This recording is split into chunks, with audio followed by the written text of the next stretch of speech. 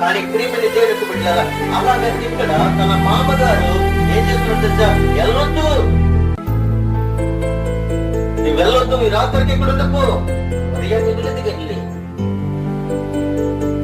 తన అల్లుడు పట్ల తనకు మామకున్న బాధ్యతని తనని నెరవేర్చుకున్నాడు. అయ్యా నువ్వు వచ్చావు, నువ్వు రోజు ఉంటావో, 2 రోజులు ఉంటావో, 3 రోజులు ఉంటావో, నెల ఉంటావో, 2 నెలలు ఉంటావో, సంవత్సరం ఉంటావో, నువ్వు ఉండవు, ఇది నీ ఇల్లే అని ఒక భరోసాను ఇచ్చినట్లయితే నీ అల్లుడు నిన్ను తల్లిదండ్రుల కంటే అటువికలుగా చూస్తాడు. అంతేగాని నీ ఇంటికి వచ్చిన